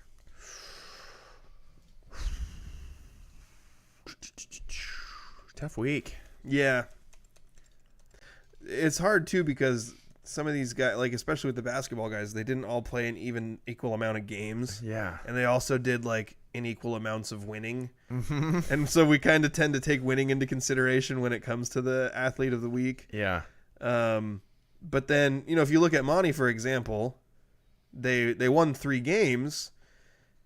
Mason had a great game, then Tarek had a great game, and then Mason had a great game, and then they both kind of had a good game. Yeah. But also, they had scored 14 and 13 against Rochester, but they also didn't play nearly as much as they would have. I was going to say, they probably didn't play much against Yeah, them. I mean, they played a decent amount, but not as much as they would normally, for sure. So there's not like an obvious answer there. I really like the Jacob Cusada one. I find that to be really interesting because he's sort of like, it's not accurate to say he single-handedly won his team the game because there's a lot of great defense that had to be played as well. Right. He was the only guy who could really score. Yeah. I looked at it too because I thought, was he shooting? Is he just hucking? But Not he really. shot like 45% in the game. Yeah. So Yeah. he actually had a pretty efficient 28 points. Yeah, exactly. He went through stretches, but again, they were in that second and third quarter. Yeah. Where it's like, nobody else can put the ball in the hoop. Right. I might as well try this. And there was a couple of shots where you're like, that might have been a little quick or that might have been a little ill-advised, but in the situation of the game, no faults. Like, I want to say he was 9 for 20, which 45% for a high school varsity game at this level is really good. 9 for 20, 5 for 5 from the free throw line. Yeah. So, definitely, Pretty solid. yeah, very solid. And he also had I was just looking at it. He had 16 in the game against Centralia. Oh, wait, no. Open its league season, Centralia. He had 14 in that game. Yeah, that was the game that Taryn Lewis scored 22. Yeah. So, anyway, I think that one's interesting. I like the Zanto one because I like to be able to give the defensive guys some recognition. I love the Yeah. I love the Zanto one. I found him after the game and was like, "Hey, I love how you play. This is awesome." And as I was like telling him that, and he was like, "Oh yeah, thank you." But like, also, who are you, weird guy talking to me? His coach came over and said, "Best defensive player in Washington," and I was like, "I believe it. Like, this kid's good." So, don't bring it up. Don't bring it up. It's been a while since we had a good prime Daniel Hargrove conversation, though. I just gotta throw this in there. Lincoln just said, "Has my dad been on here yet?" My mom's wondering. Yes. Yes, Lincoln, I'm sorry. You missed him. You missed him by about a half hour, buddy. Sorry. Half hour, maybe an hour. You know what though? You can always go back and Yeah, I think you can just click back. If not, then when the video is done, then you'll be able to go back and watch. It's like 15 to 20 minutes into the show. Yeah. It's pretty early on. Oh, that's funny. And you don't I really was need like- to pay attention to anything we said before that. Yeah, Right? I was just like, my mom's wondering, like, is he available to do some of the chores he said he would do? That's probably what it is. Is he done with that thing yet? Yeah. Yeah. So then Lincoln also was a nominee. Yeah. Speaking of Lincoln. Yep. And then Glennie Black from Aberdeen Wrestling with the 4 pins on the way to his weight class title. Yeah. I know where I'm leaning, Yeah. but it's tough. You know what? It's been a while since we've done What? a good offense-defense combo. My guy. Yes. Yeah. I'm here for it. Okay. Yeah, Let's do it. Yeah. All right. Well, then our Spivey Athletes of the Week are going to be from Aberdeen basketball for their efforts in the Shelton game. Jacob Cusada, 28 points on an efficient offensive game, and Zonto Rea leading the team with 3 steals and just all around great defense. You guys are our Spivey Athletes of the Week. Congratulations. Congratulations. You've now peaked or plateaued. We don't know yet. Yeah. This is the highest honor. I think we need to do a study, like go back and look at all the athletes of the week we've Yep. had and how are they doing now? Where are they now? Yeah. Are we going to find that it's really depressing? Like they're all just Well, leading some of sad them are in lives? college athletics right now. Oh. So it's a step down, but it's still, Is Andrew going to tell us about Jalen's basketball game? Oh, yeah. or- Hey, How did Jalen they won play? yesterday. Nice. They've been Who'd having they a play? rough season. Who'd they play yesterday? They played College This is of Idaho. Jalen Sackrider, Elma Yotes. alum, by the way, playing for Evergreen. You just said they played a college. No, in no, Idaho? they played College of Idaho. College of Idaho. The College of Idaho Yotes. Not Coyotes, Yotes. Yeah, are they supposed to be like coyotes? They don't have an apostrophe. What's There's not an apostrophe in Yotes. It bothered me a little bit. I assume it's short for coyotes, but their mascot is the yote. What's a yote? I mean, it looks like it's a howling dog. Is their logo? It's a coyote. I'm sure it's a coyote. I just was annoyed by them leaving the apostrophe out. Yeah. Well, So it's not the yotes that bothers you. It's that there's no apostrophe No, before the Y. Yotes is fine. Everybody knows what yotes and yodas are. Yodas? Trucks. It looks like a husky or a wolf. It does look more like a husky. It doesn't look like a That yote. doesn't look like a It coyote. doesn't look like a coyote. Have they ever seen a coyote? College of Idaho, get it together, man. Anyway, how'd Jalen play yesterday? She played well. It wasn't her statistically best game, but I think that's probably related to why they won, because some of the other scorers on the team stepped up, and she wasn't the only one scoring. Gotcha. You sent me a text during one of the games where he's like, it also is weird when Jalen comes off the floor and everybody else is 5'8" or shorter. Yeah, it's wild. She's like the only person over 6 foot on the floor most of the time in the crazy. games that we've seen. Yeah. Wow. And she's well over 6 foot. She is 6 foot. She's only 6 foot? She is 6 foot. In her Elma program, she was listed at 6'3". That sounds right. How were you listed? 6'1"? My shoes? Shoes doesn't give you 3 inches. I grabbed an inch. No, she looks down on me. Yes, but that's I walked right into that one. The more I look at it, the more I've got a problem with this coyote mascot. Like they also have That's like all a, you've been doing. they have a look Also, at this. what Look at this, kind of Daniel. name This is is their College mascot of guy Idaho? in the Andrew. She had a great game Friday night. yeah. I'm gonna hold this up to the camera so that people can see. Not a fan of their colors. Bad colors. Does Hannah's that saying- look like a coyote to anyone? That's dude, you're doing old man stuff right now. Dude, That seems appropriate. There you go. Justin doing old man things. Chase says heights in Elma programs are never accurate. I have news for you about all programs. Yes. The weirdest one about inaccuracies, it's not that they were accurate, but the Meridian football program. Weirdest heights and weights I've ever seen. The reason was they were all a good 5 inches shorter than the person actually was, and the weights were all a good 50 pounds less. That's awesome. It was weird. That's hilarious. Like was they like- just straight up used their middle school heights and weights or something. It was nuts. I was like, who's this monster? Look at the program. 5'9", 170? That guy's In every sixth bit grade. of 6'3", 3 bills. This is bizarre. Andrew, do you remember Hannah shouted from the back that she had a really good game on Friday night? Yeah. Do you She had remember like any of that? 19 points, Ooh. a bunch of rebounds, a lot of blocks. She gets a ton of blocks just standing in the paint, standing straight up, and Yeah. people will throw balls off of her, Off of her hands or off of her head? just off of her. Oh, just just off of her. No, she had statistically an awesome game the day before, but I really miss having you guys next to me when I'm watching those games Yeah. because I don't know basketball very well. And so I can see that things are not right, but it's basically impossible for me to understand, like look, watch, and understand what is not right. Gotcha. Evergreen's offense is really struggling this year. They do not look like they have a plan. And You generally they want one of commonly, those. they will score, they'll quite often, I feel like they usually get up a few points early.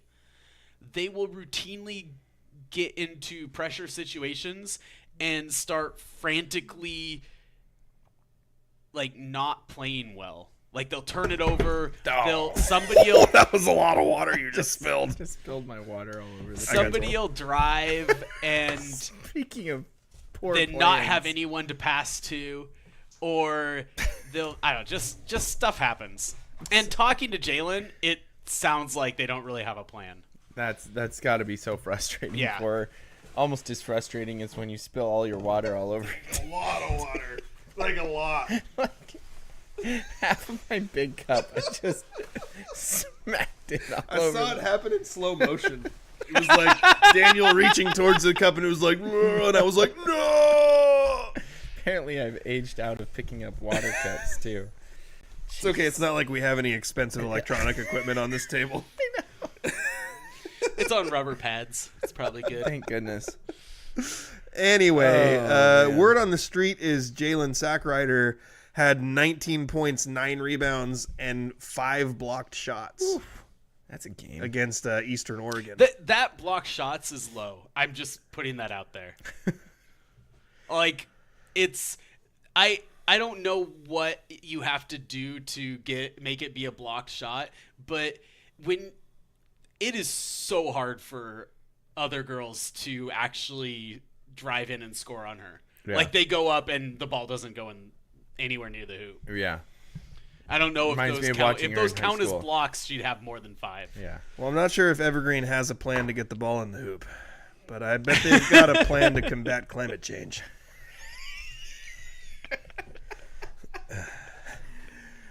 You are correct, sir. I think it's time for a commercial break. And then after that, we'll get to the third period of our obviously hockey show. Oh yeah, the Kraken lost. Spivey Realty Group's goal is to make buying, selling, investing, and renting real estate in Grace Harbor simple. They believe in 100% transparency and unparalleled communication with local expertise, tech-enhanced, and top-notch service for their friends, neighbors, and community. Their goal is simple: get a group of strong-willed, hard-working people together who want to make a difference in Grace Harbor and to use real estate as the means of achieving that. Voted Grace Harbor's best real estate company. Find them on Facebook or visit graceharborrealestate.com. Spivey Realty Group, elevating small town real estate. Thank you again to our sponsors, the Law Office of Jeffrey A. Domashevitz and Spivey Realty Group. Thank you again so much for sponsoring us. We really appreciate it. It helps us continue to do what we do, which is this. That's what we do. And spill.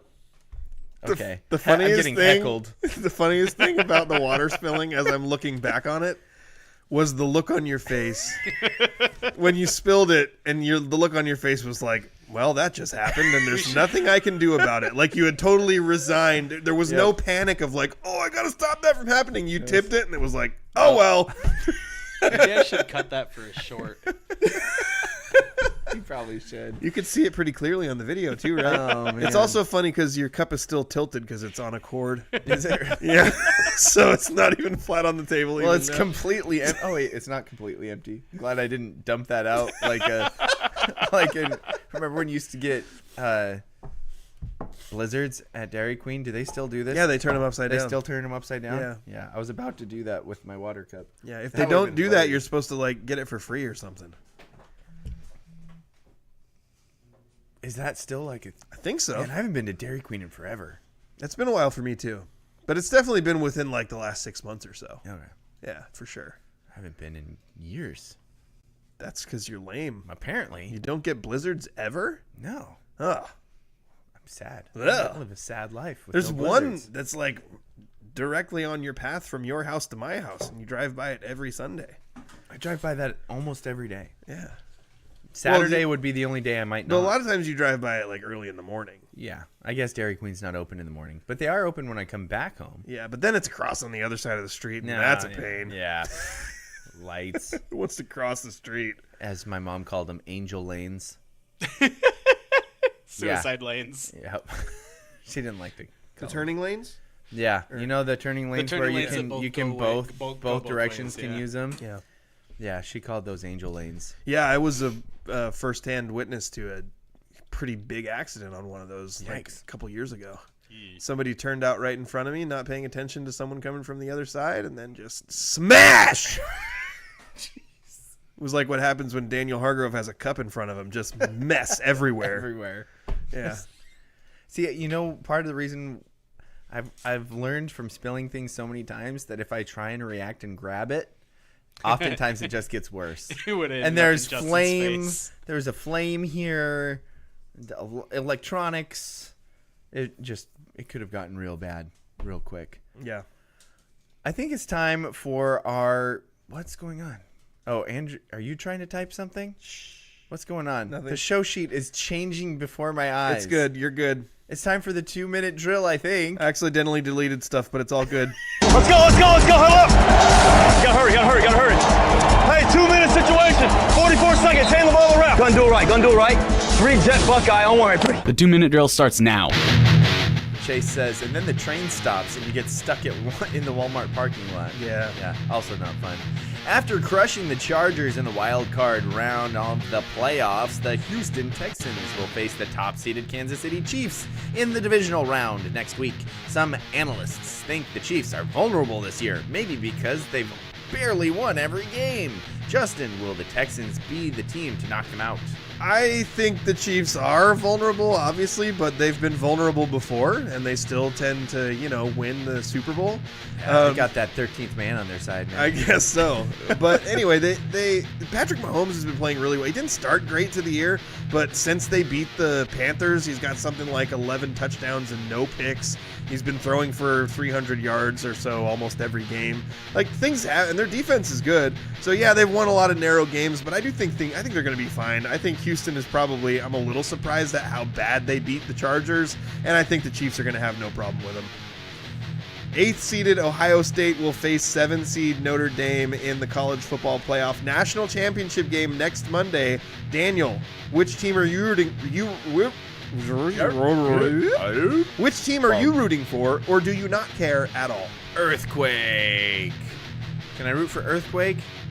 No? You can. Oh, I guess I'll root for Notre Dame, but it feels weird and icky, seeing as what they are historically. But Ohio State's never stopped being who they are. And it seems like Notre Dame is actually kind of likable right now. And watching the end of their game, I enjoyed what Notre Dame did at the end of the game. So I think I'll go for them Fighting Irish. Rudy Rudiger, sir. Which apparently always a lie. Makes me sad. Or Joe Montana's the liar. Do we have anybody else agreeing with him, or is it just Joe's word versus Rudy's word? Well, I don't trust 49ers anyway. I don't know if I've ever heard anyone else speak up on it. So all we're going on is Joe Montana's word? Yeah. No, I'm all about Rudy on this one. The Tennessee Titans will have the top overall selection in the 2025 NFL Draft. Justin, should the Titans pick the Heisman Trophy winner because he can play 2 positions for him? Well, the top 2 picks are probably going to end up being quarterbacks, Cam Ward and Shedeur Sanders. And who knows? There's so much time until the NFL Draft and everything changes constantly. So, yeah, I think the Titans are probably going to end up with one of those guys, but they have so many needs right now. Wouldn't it be better to maybe trade back, get a couple of first-round picks, stink for another year, and then try to pick a quarterback next year once you have a little more framework in place? I find it very tiring seeing how many rookies quarterbacks get picked in the top 5, thrown to the wolves, and then decided very quickly, no, you stink, and you're gone. I feel like it'd be better to build out the team a little bit before they do that. If they're going to pick a quarterback, I'd like Cam Ward. Daniel, how about those Ners? Any news? No news. No news. Thank you. No news for the Ners. Just saved us from having to the Mariners become an R-rated show this episode. How many F-bombs do you have to drop before it goes Hey, they to an picked R up rating? four pitchers this month. Yeah. Yay. 4 pitchers of what? 2 lefties, 2 righties, two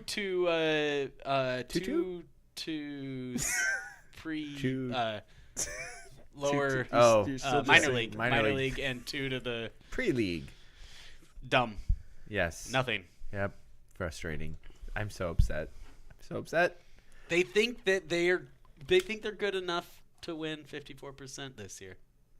They might be. They could get to 54%, but only if everything that's the breaks. problem. If everything breaks right, then they'll make it to 54%. Justin, you want to dive in on any of these other things? I mean, I was just gonna start complaining about how the Chiefs have had like historical zebra luck like all year long. Yeah. Not even just Better zebra than luck, but like than the Packers' historical zebra luck. Oh, dude. missed field goal luck. Yeah. Like weird stuff. Yeah. What is the Chiefs like point differential? Like if you told me, I think it's like 50 or something. it's super low Yeah. for the fact that they're what 15 and 2. Yeah, 15 and 2 and they the last game tanked the didn't last count. game. Yeah, they literally tanked the last game. So it's weird. I do not trust them in the playoffs at all, and yet it just seems like there's like some weird Tim Tebow magic winning them all these games at the end of games. Their point differential is 59. Yeah. And just for some contrast there, the Bills and the Ravens point differential, those are the next 2 best teams in the AFC, are plus 157. Yeah, it's not even close. Yeah, and if you go over to the NFC, the Lions are the best at 222. And the Eagles are 160s. And there's just so many teams that have a much better point diff than the Chiefs. And like, you know what this is like? This is like that fantasy league that you have where like, and this has happened where I've won the league, not like the whole thing, but like in the regular season, I have the best record, but my total points is like 200, and 3 teams are below me at like 592, and they're going, "What is going on?" you get through a whole season and only score 200 fantasy points? No, or was that just a for instance? that was maybe for instance. That was right. Okay. Man, my notebook's all wet. I wonder how that happened. How did that happen? I don't know. Just put it directly over this candle and see what happens, and maybe it'll dry it out. It might dry it out a Yeah. little bit. Yeah, that's We haven't created enough chaos in this home today. Chase Farrier, 100% my guy. Taylor Swift, Black Magic. Taylor Swift, Black Magic. I'm interested Yes. in rooting interest of the title game, though.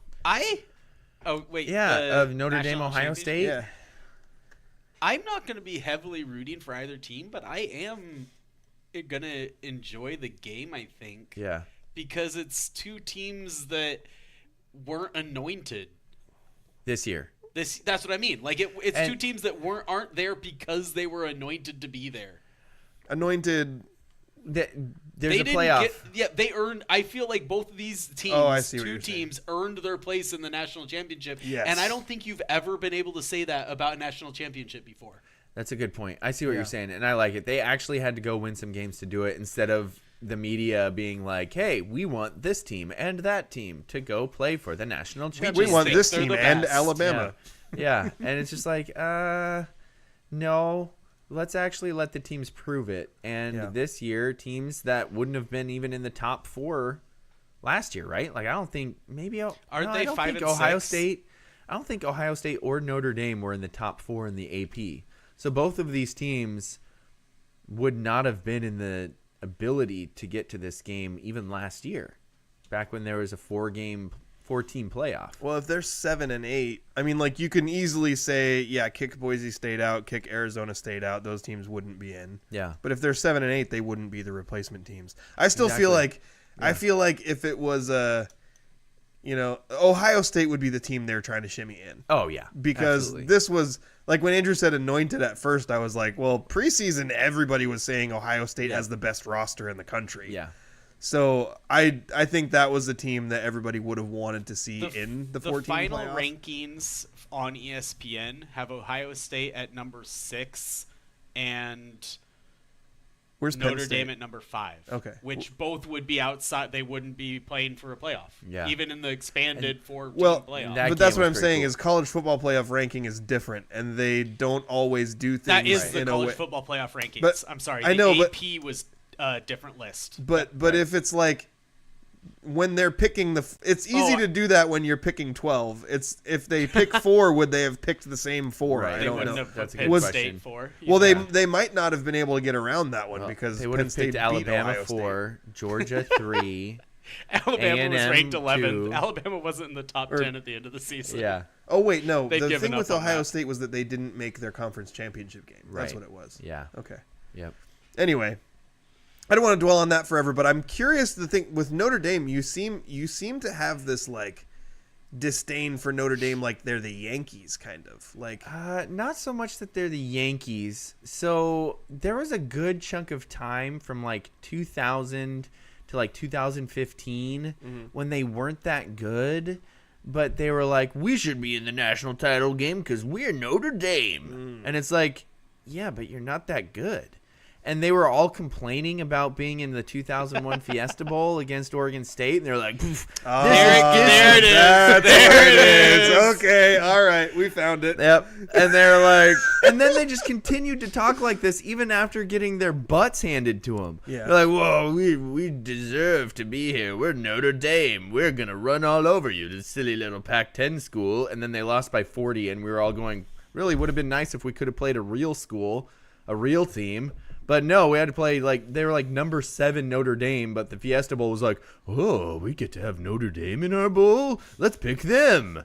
It's like, what a joke show. And yet for the next like 15 to 20 years, they would go on they'd win a few games and be like, we're Notre Dame. We should be this because this is who we are, the tradition of Notre Dame. And it's like, no, you're not that anymore. Stop acting like you're still that. And it seems like they've gone away for long enough that I haven't heard that rhetoric very much anymore.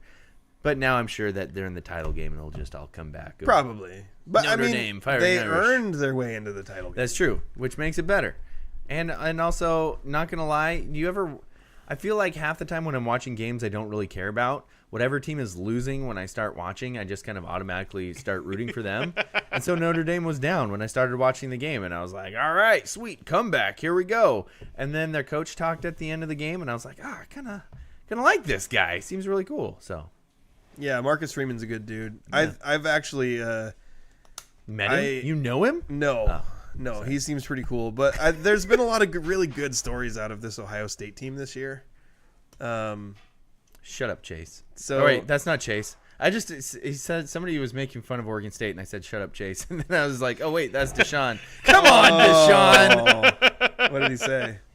He said Oregon State is a real team, ? And then he put a toilet paper emoji. Hey, Deshaun, in 2001 they were.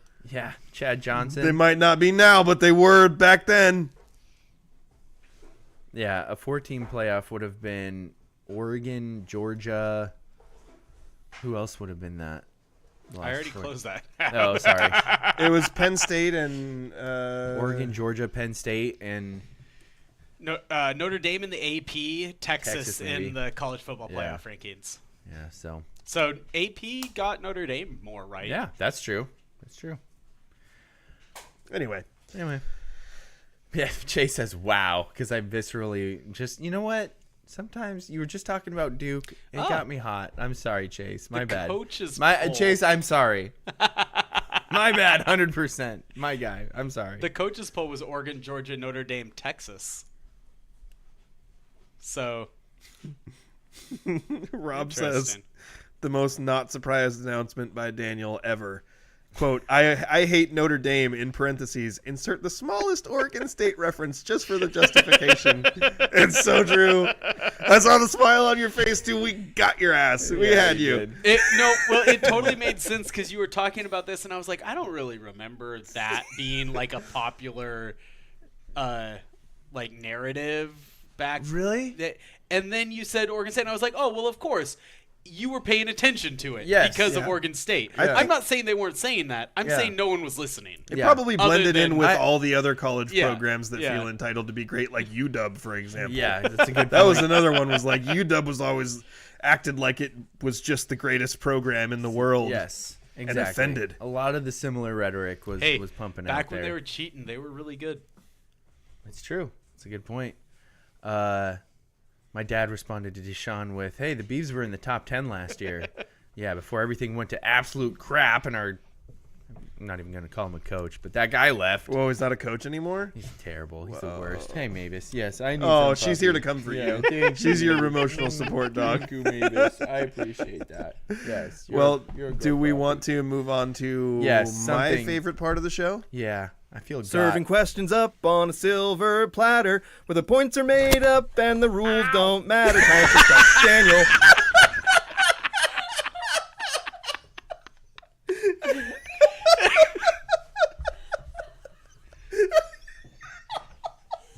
Are we good?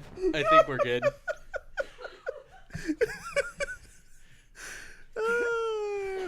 Are we still on? Yep. Do we want to explain what happened or just move on? I think everyone saw it. What if it's audio only? Mavis just tried to steal Daniel's headphones. And head. Yes. And knocked over another bottle. Get it together, Hargrove. Oh, man. Puppy has me out. You had too much water. Oh. The funniest part of that was the noise you made. Yeah. Little puppy tried to rip your head off. Yeah. Okay. Wow. Let's get into Stump Daniel because I think you're going to enjoy it. That took a turn. Yeah.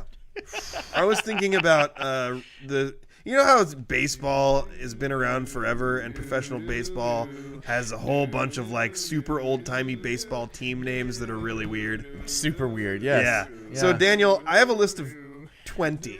20? And your task will be to tell me if it's real or made up. Great. If Andrew was here, I'd make a Whitest Kids You Know reference, but he left. Okay, well, eventually he'll be back.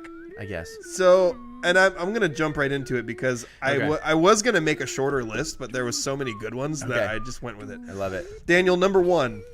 Seattle Fisherman. Real or fake? Is this like Major League Baseball? Yeah, but this goes back to like, the 18... But it's supposed to be like... Yeah. But then that's the weird thing is like Major League Baseball teams used to change their names constantly. Oh, good to know. Like they would change them. Something would happen and they'd be like, "Oh, our name is this now." Some of them, when we get into it, it's really funny. Okay. Some of the reasons why they did these. Yeah, I was really curious when you said that. I'm just like, oh, that was a bad story in the paper. We're no longer that team. Yeah, we're the Fishermen now. Real or fake? I'm gonna go fake. Well, Daniel, you are correct. That is a fake one. No Seattle Fishermen. So you're 1 for 1 so far. Daniel, the St. Louis Brown Stockings. That's for Deshaun, who is Oregon State. Yeah. Still talking smack in the comments. Okay. Take that. Sorry. St. Louis Brown Stockings. Real or fake? Brown Stockings? Yeah. I'm gonna say fake. Ooh, I'm sorry, that's not correct. That is a real team name. The St. Louis Brown Stockings in 1882 shortened it to the St. Louis Browns in 1883, and they're now known as the St. Louis Cardinals. That is so funny. I thought you were then going to say, and then they decided that they were really bad at baseball and started playing football in Cleveland. Nope, they did not. That's funny, too, because then I was reading through this. There's another team in, like, the early 1900s that took the name the Browns. So they went from Brown Stockings to Browns and then changed it to something else, and then another team took Browns. The other team was like, poop stains, you say? Let's go with the Browns. Philadelphia Quakers, Daniel. Philadelphia Quakers, real or fake? That's got to be real. Give me the Quakers. That is correct. They were the Philadelphia Quakers from 1883 to 1899. They are now the Philadelphia Phillies. Known as the Peaceful Punchers. No, I don't know. The Philadelphia Liberty Bells, Daniel. That's a terrible name. Real or fake? I hope that's fake. Wait, if it's a women's team, that'd be pretty dope. Oh, I get it, because the bells. Yeah. Good call there. But no, that's fake. You are correct. That is a fake one. You are 3 for 4, my guy. Yes. Daniel, the Cleveland Naps. How is Naps spelled? Naps. The way you would expect, I guess.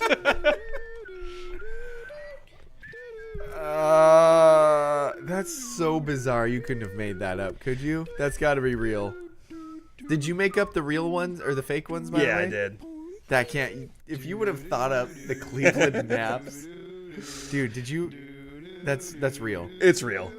Yeah, it's But actually why? they were named after a team captain named Nap something. No. I was Good at least old- on the which is on a- the right Good track old there. Nappy. asking It about is, the some of the spelling. reasons Yeah. why, there's a couple that the reasons why they have this name are really funny. Anyway, Cleveland Naps, correct. You're doing really well. New York Gothams, Daniel. Are the New York Gothams a real or fake name? I'm gonna say real. New York Gothams. That is correct. The New York Gothams were from 1883 to 1884, and You know- now they're known as the San Francisco Giants. You know what would have been more cool is if a team in New York called themselves the Gotham Knights. Oh. That'd be cool. Next one, Daniel. The New York Leftists. Is that a real team name or a fake team name? The New York Leftists. Famous for only hiring left-handed pitchers. I'm gonna say that's fake. You are correct. That's fake. You're doing really well. Daniel, the Brooklyn Atlantics. The New York Leftists, last in the league but first in DEI. Sorry. They have a plan for climate change. Yeah, they do. The Brooklyn Atlantics. Brooklyn Atlantics. I'm gonna say fake. Mavis is after me again. Hey, puppy. Ooh, I'm sorry. That is incorrect. She's trying to rip your head off. Oh, so that's The real? Atlantics were a real team in 1884. They're now known as the LA Dodgers. What? The next A one, real Dodgers played in Dodgers fan Brooklyn? would know that. I bet Anchor knows it. the Brooklyn Grays. Brooklyn Grays. Known for blurring the lines between right and wrong. Aren't Greys one of the aliens Yep. races? Yeah. Yep. I mean, I wouldn't know that. I'm gonna say Brooklyn Grays, real team. Real team is correct. Also, they were called the Grays because of the color of their uniform. That is so creative. In 1885 to 1887, and now they're known as the LA Dodgers. Wait. So the Grays and the Atlantics are the same team? They were the Atlantics in 1884. Then they switched to the Grays in 85 through 87. And they switched their name because, these jerseys are gray, my guy. Yep. Yep. The Atlantic's not great. Wait. Here's the next one, Daniel. Brooklyn Bridegrooms. Real or fake? Brooklyn Bridegrooms. Are they also known as the LA Dodgers? Well, they're a Brooklyn team from the 1800s, so... Well, I'm 18. gonna say yes, and they're now known as the LA Dodgers. You're correct on both. Yes, They were the Brooklyn Bridegrooms from 1888 to 1898. And do you noticed- know why they changed their name? A decade? They spent a decade named the Bridegrooms? And do you know why they did that? because they had a bunch of dudes getting married. Yes! Unlike every other team of young men. guys, I got an idea for our team name. Like 8 of us got married this year. All right, Just be Daniel. the bridegrooms for a decade. The Chicago Orphans.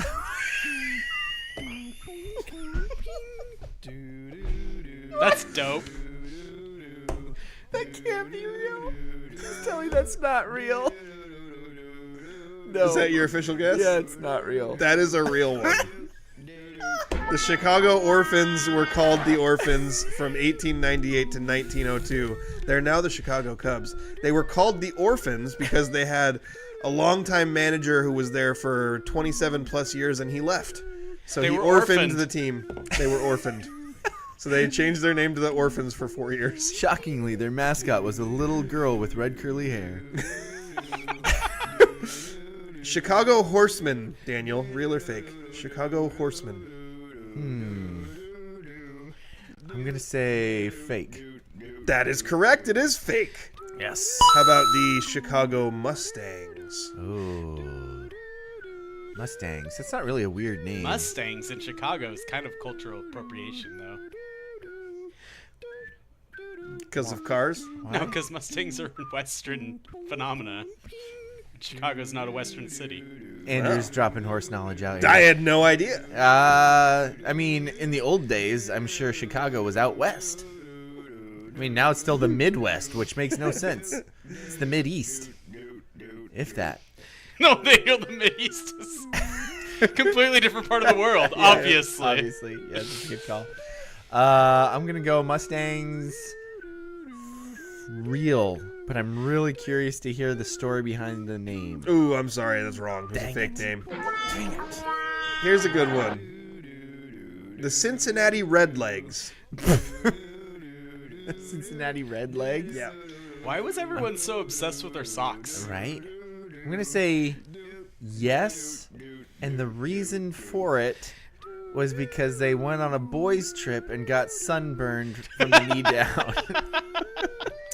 No, they wore Red Sox. Oh, that's Yeah. lame. So Redlegs is real. You're right about that. But Andrew was right that it was because of the socks. Yeah. I'm guessing And then half these teams got a deal on the socks, and they're like, well, this is our team name. There's still 2 socks Yeah. in the league, Yep, White Sox and Red Sox. which is still weird. Also, they're now known as the Cincinnati Reds, and they changed the name to avoid association with the political connotations of the word red during the Red Scare and the Cold War.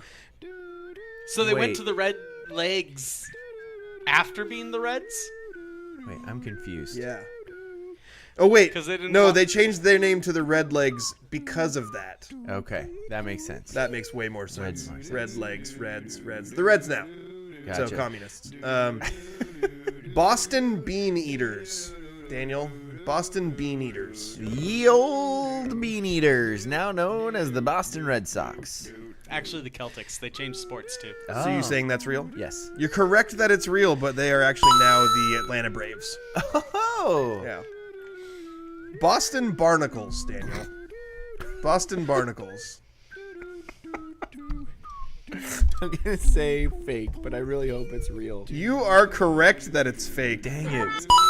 I thought they were like, Whalers, we're the Barnacles. Okay, I've got 4 more. Can't knock us off this rock. I've got 4 more, and they're all Boston. Okay. The Boston Doves. Fake. Ooh, I'm sorry, that's incorrect. The Boston Doves, which are now the Atlanta Braves, were called the Doves from 1907 to 1910. So a pattern of this is people who are bad at naming teams just continue to be bad at naming teams. Were these commonly during ownership changes? Like, was it a churn of like it's hard to make a baseball team work, so I'm there's under a lot the- of different owners? I was kind of under the impression that, like, especially with a lot of the super old-timey ones, the teams didn't always actually have names, and it was just whatever the radio people called them was their team mascot. Gotcha. Interesting. And so maybe as time went on, they started actually naming themselves stuff, but maybe that's why the team names changed so much. Gotcha. Okay. Okay, the Boston Rustlers. Rustlers. Real or fake? How is that spelled? Rustlers. I'm going to say real. So like cattle rustlers, not Yeah. It the other is kind of real. wrestle? It was Wrestling their with a Oh, W. gotcha. it was their name only in 1911, and now they're the Atlanta Braves. Oh. The Boston Mayflowers. Fake. You are correct, Yes. sir. That is a fake name. Get out of here, Mayflowers. Last one, Daniel. Boston Bees. Like with a B or like I'm going to steam you. BEES. I'm going to say real. That is real. Yes! From 1936 to 1940, they are now the Atlanta Braves. You got 1, 2, 3, 4, 5, 6, 7, 8, 9, 10, 11, 12, 13, 14, 15 right out of 20. I feel good about that. Firmly in the Coug zone. Yes. Firmly in the Coug Firm zone. Good Cougs. job. You have conquered Stump Daniel, which is brought to you by the law office of Jeffrey A. Domashevitz. No relation. What's the A stand for? I think that's going to do it for our show today. Okay. Well, then, for my co-host, Prime Daniel Hargrove, better than Zonto. Hey, now. But we'll see. Gosh dang, I'm completely thrown off now. And for my co-host, Justin, Chicago Mustangs, Domashevitz. I didn't even put your spilling your water into your nickname. Yeah, that's true. Yeah. And for our trusty producer, Andrew 2222's Gross. Listening to the scrimmage. Hey, where are you guys at? Ah.